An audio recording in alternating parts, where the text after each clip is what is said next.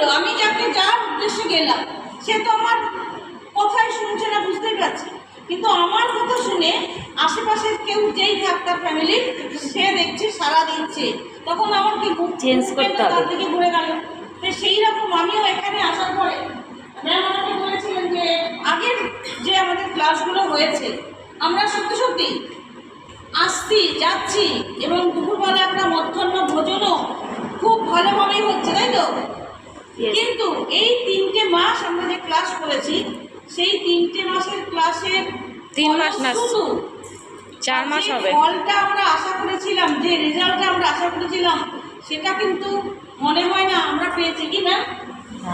মানে তার 1%ও না, মানে 0.0001%। কালকে আমি একটা মানে আমাদের একটা আলোচনা হচ্ছিল যে আমরা খালি সুখ খুঁজছি, সুখ খুঁজছি, সুখ খুঁজছি। সুখের ভাগ দর্শন তত্ত্বে আছে 9.9999% হচ্ছে দুঃখ, আরও দশমিক দিয়ে আমরা 9 যোগ করে দিই দুঃখের ভাগ। দুঃখের আবার 3টে ভাগ আছে। তাহলে সুখের আশা কিন্তু খুব সীমিত, সেইটুকুর জন্য কিন্তু আমাদের প্রতিদিন একটা আশা থাকে। সেই আশা কিন্তু ঘুম থেকে উঠে নিজেরা প্রত্যেকে সব কিছু কমপ্লিট করে কিন্তু একটা ফ্যামিলি গোটাটাই আমাদের দেখতে হয়, গোটাটাই। আজকে ডেটে শুধু পুরুষরা বাজার করে দিচ্ছে, রান্না করছে, মেয়েরা তা না। পুরোটা বাজার করতে গেলে যে টাকাটা লাগে, যে আর্নিংটা করতে হয়, সেখানেও কিন্তু ঘরে ঘরে মহিলাদের প্রচুর অবদান আছে। এবং কিভাবে ওই সীমিত আয় থেকে সঞ্চয় করতে হয় সেটাও তারা করে। সেখান থেকে দাঁড়িয়ে প্রথমত যেটা মেয়েরা একদমই ভাববো না, কিছু মনে করবে না, 2-3জন ছেলেরা আছে, আপনারাও পারদর্শী, না হলে আমরাও এই জায়গাটা করতে পারতাম না। কেন নারীদের কিন্তু যদি আমরা ইতিহাস দেখি পর্দা নসিব করে রাখা ছিল, লেখাপড়া তো দূরের কথা। সেখান থেকে আমরা বিদ্যাসাগরকে কি স্যালুট করব। আজকে যদি বালিকা বিদ্যালয় উনি তৈরি না করতেন, সেখানে রাজা রামমোহন রায় সাপোর্ট করেছিলেন। বিদেশি শাসক ডিরোজিও, লর্ড হেনরি, এরাও কিন্তু বিদেশি, আমাদের অত্যাচার করেছে, আমাদেরকে শাসন করেছে, তাও কিন্তু তারা আমাদেরকে সাপোর্ট করেছিলেন।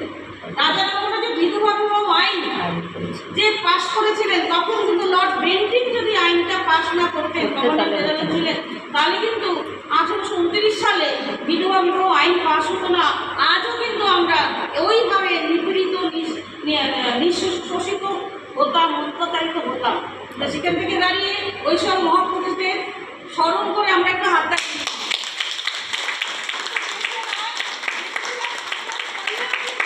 আজকে ডেটে মনে হয় আমরা 200 বছর ইংরেজদের অধীনে ছিলাম, অত্যাচারিত ছিলাম। আজ মনে হয় ওনারা কিন্তু ভালো কাজ করে গেছে। আজকে সিসিআর ব্রিজ দিয়ে যে ব্রিজটা গেছে, দক্ষিণেশ্বরের যে ওপর দিকে ব্রিজটা গেছে, হাওড়া ব্রিজটা গেছে, ওনারা যদি না আসতেন হয়তো ভারতবর্ষে অনেক কিছুই হতো না। রেলপথ 1853 কিন্তু মনে আছে, কিন্তু বলছি কিছু মনে করবেন না, যে সবাইকে মনে রাখতে হবে তা না। অনেক কাল পড়িয়েছি তো, 2000 ধরুন প্রায় 20-25 বছর পর সব সাবজেক্ট আমার হাজবেন্ড চাকরি দিয়েছিল। 1853 সালে 30 সালে হচ্ছে রেল লাইন চালু হয় ইংল্যান্ডে, আর ভারতবর্ষে শাসন করেছিল বলে 1853 সালে রেল লাইন চালু করে। তাহলে ভারতবর্ষ কিন্তু শুধু মানে বিদেশি শাসন শুধু অত্যাচার করে গেছে না, কিছু কিন্তু তারা দিয়েও গেছে। আর কেন এসেছিল ভারতবর্ষে, তার জন্য কিন্তু ভারত মাতার প্রচুর অবদান আছে। ভারতে শিক্ষা দীক্ষা সম্পদ যদি বলুন, আয়ুর্বেদিক স্বাস্থ্যের মশলা যদি বলুন, সব কিন্তু ভারতেই আছে। তাই ভারতে এসে কিন্তু বারবার বিদেশিরা এসে কি লুটপাট করেছে, শাসন চালিয়েছে, তারা বাণিজ্য করতে এসে রাজতন্ত্র চালিয়েছে। কেন?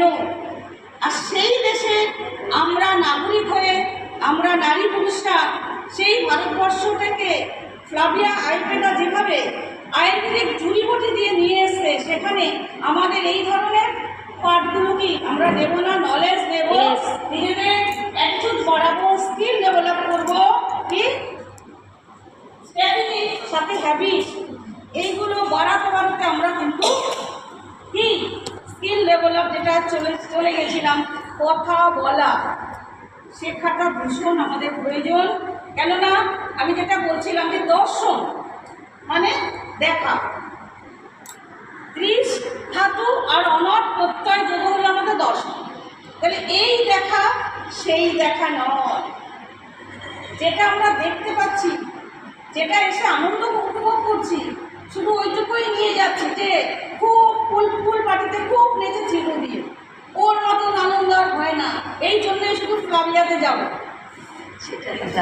তা কিন্তু নয়। দেখাটা আপনাকে, ভাবনাটা আপনাকে সেইভাবে আপনাকে নিতে হবে।